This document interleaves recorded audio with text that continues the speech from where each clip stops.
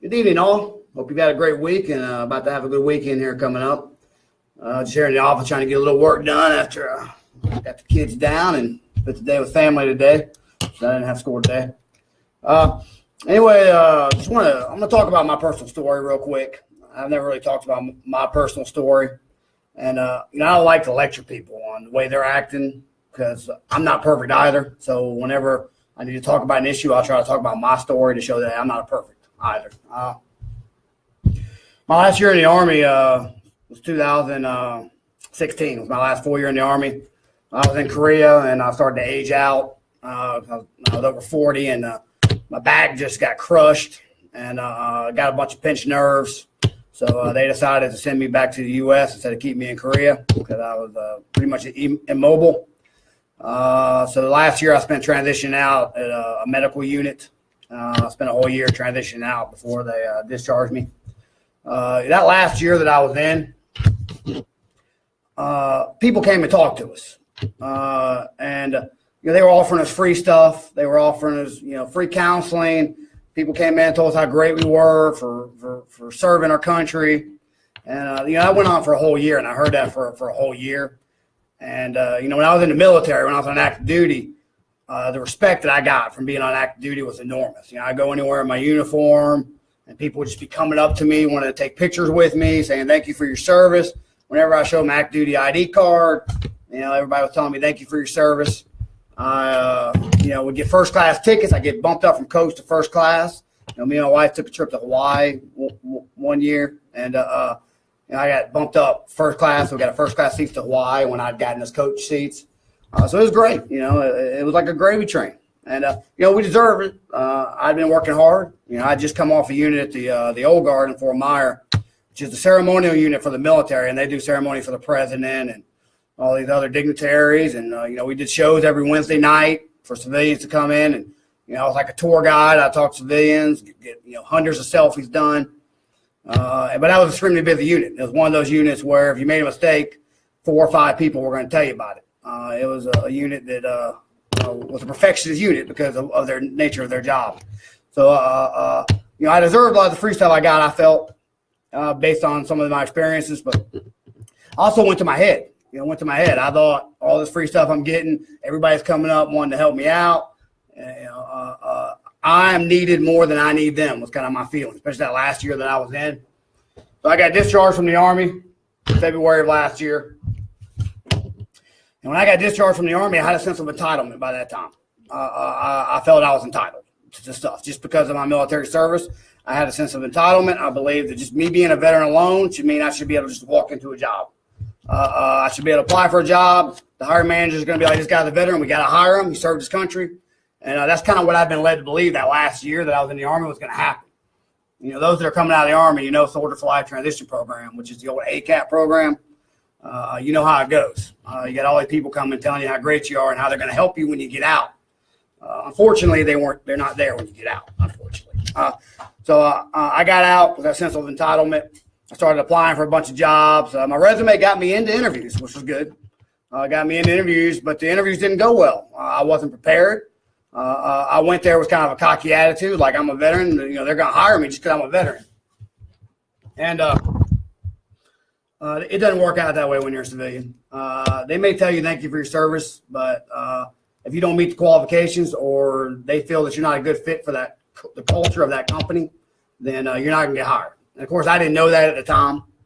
So I had some rough experience. So I was very angry after that. One of the reasons why Veteran to Hire got created was based on that anger last year. I created it in April of last year after an interview that went real bad.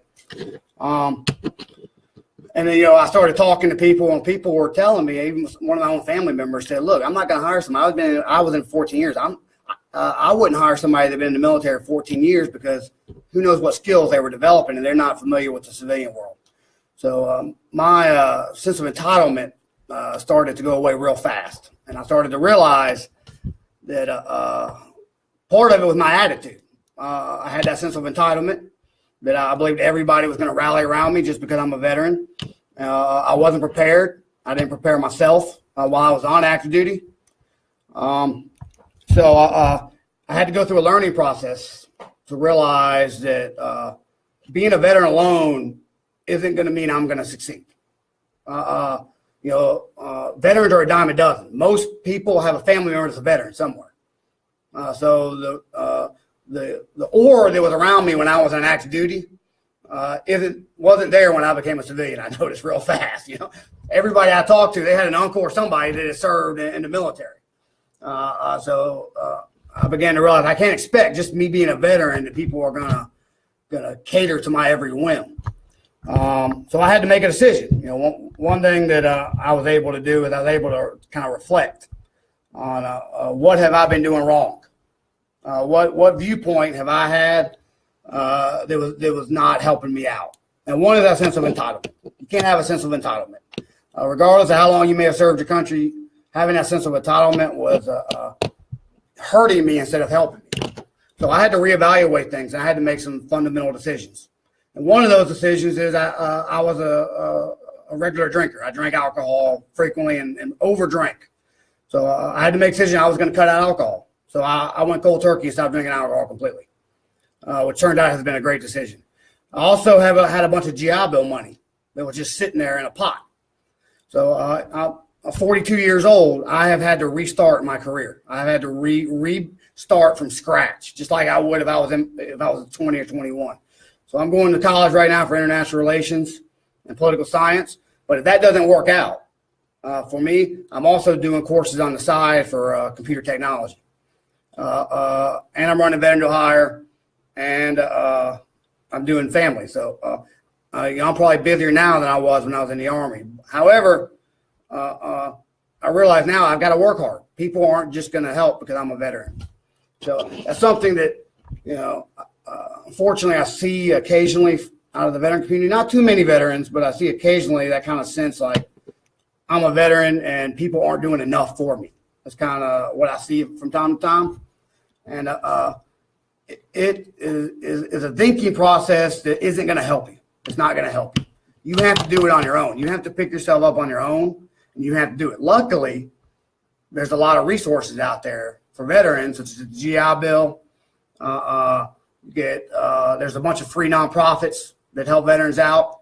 Running Veteran to Hire, I get a lot of emails, and I have gotten angry emails from veterans just basically because they see my page Veteran to Hire and they put it in all caps, which is basically yelling at me saying, "I have PTSD. How do you expect me to get a damn job?" And I get emails like that. I've had at least 3 that have come in the past month like that. And of course, I'm going to talk to them and they blame the VA or whatever. And, I'll give them access to free resources. But post-traumatic stress disorder is a serious disorder. However, it's up to you to get it fixed. You have to do it.